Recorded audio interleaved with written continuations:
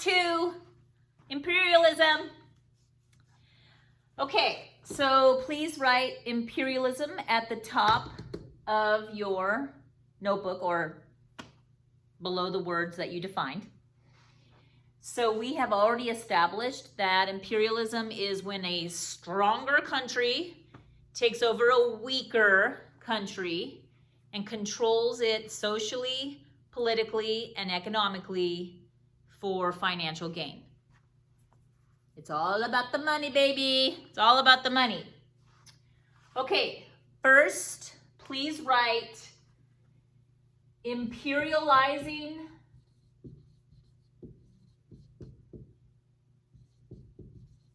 country. Okay? And the imperializing country is, in our example, going to be Great Britain. The reason why Great Britain becomes the strongest country at this time is because industrialization happened in Great Britain first. They industrialized first, so they got the jump start on the whole world. It doesn't mean that they were better. It simply means they were better because they have the guns. Anybody who has the guns has the power. Plus, remember, Great Britain is surrounded by water and they had an amazing navy. So now their navy is even more powerful. If you can't remember which countries make up Great Britain, they are England, Scotland, Wales, and Northern Ireland. Okay? When I say Great Britain, I mean Britain, United Kingdom, heck, I even take England. Okay? So they are the imperializing country. And because they are industrialized, I'm going to draw some factories here to indicate that they are industrialized. Okay? There goes all the pollution. Okay. Now, step number 1. The imperializing country basically colonizes the weaker country.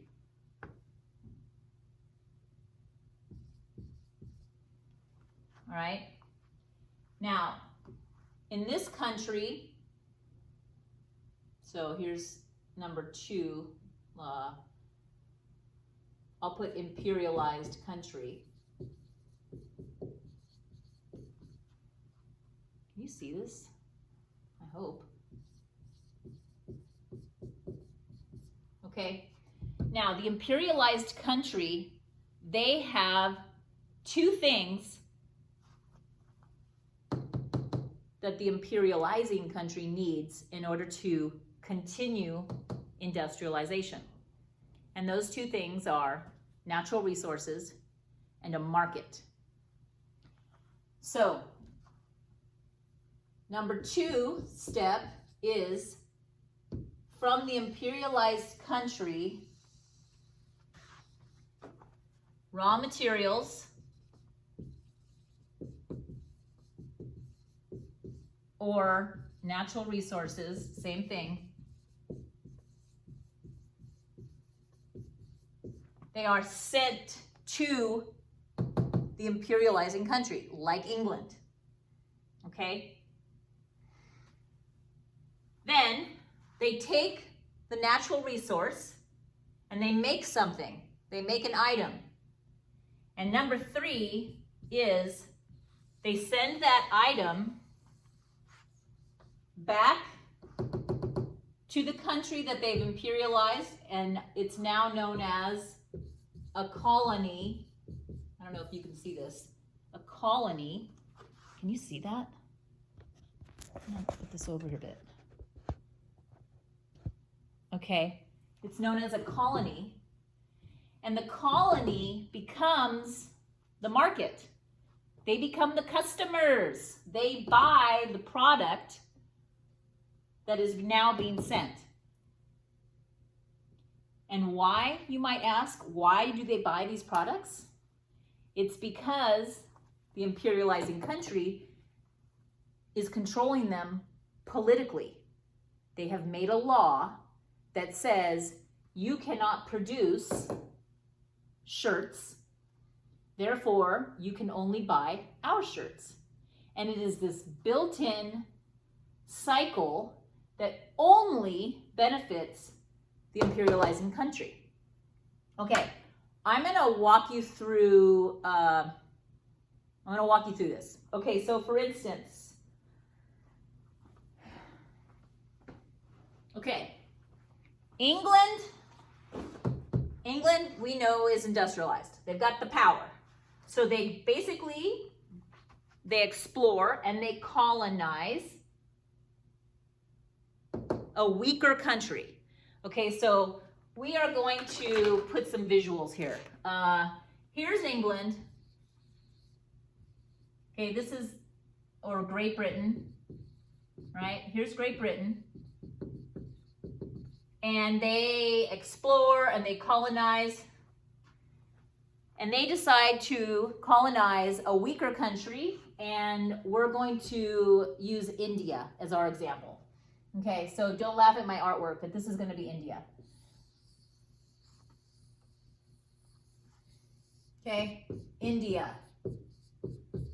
Notice, India is huge because this has nothing to do with size. Little Great Britain was able to control India because Great Britain was industrialized and had guns. They had the power.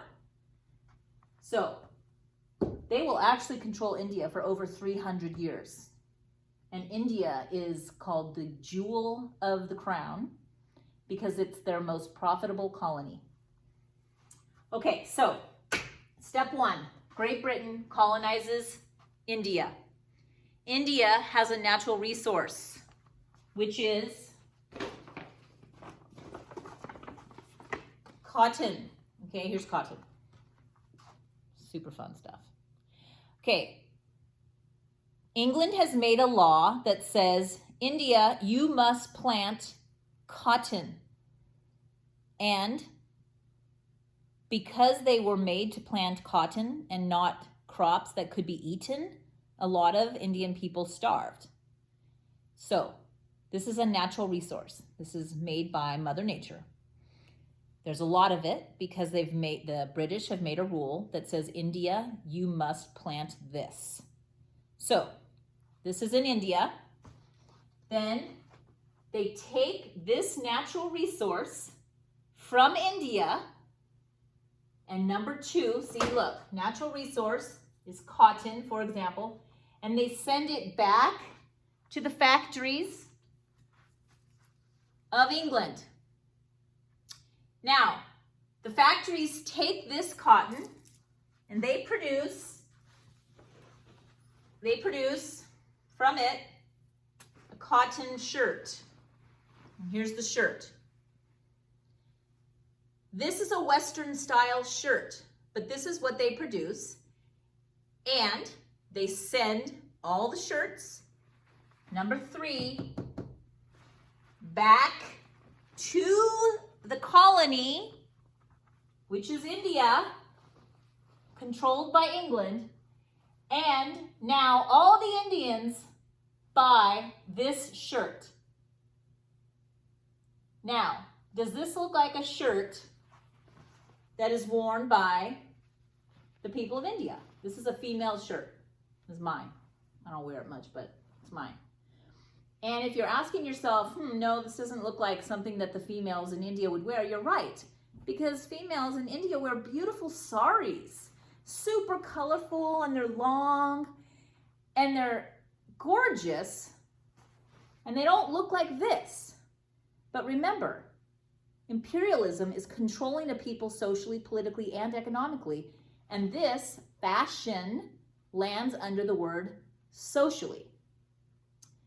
Because not only does England make money off of the inventory that they are selling because they have captured customers, they are also basically telling them, ooh, what are you wearing?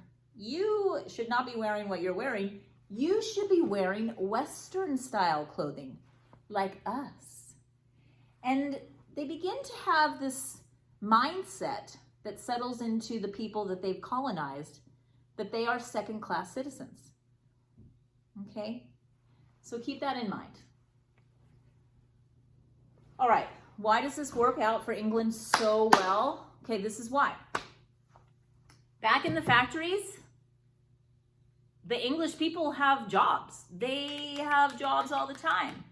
And if any of you have, and I'm super sorry to say this, but if any of your parents have their own business right now, it's a really tough time, because if they have inventory, like shirts, they're not turning their inventory. Nobody's buying their product.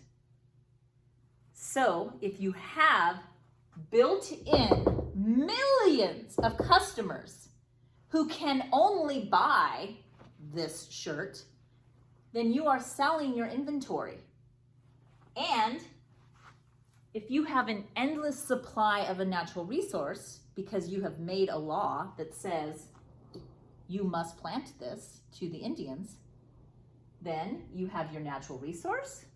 You have all the British, the English people in jobs, happy as clams, making tons of money, and they have sturdy jobs, or I should say stable jobs, and they produce more clothing. They send the clothing back to the colonies. The people in India buy it, and the cycle continues, okay? I just used clothing as an example, but it was anything, okay? Furniture was a big deal. So this idea of imperialism is something that we are going to follow in every single unit that we study. So please get this concept in your minds, okay? When we go to Africa and we study the Congo, one of the natural resources in the Congo was the rubber tree, because from the rubber tree is sap, and that sap was used for bicycle tires, because the bicycle had just been invented in Europe and it was a big hit. Everybody's riding bikes and they needed the sap. So they had imperialized the Congo in Africa, forced them to harvest the rubber trees, and then the sap was sent to England, where they produced tires for the bicycles. And in that instance, the bicycle was such a hit in all of Europe that they sold the bicycles to the other Europeans, not necessarily back to the colony, okay?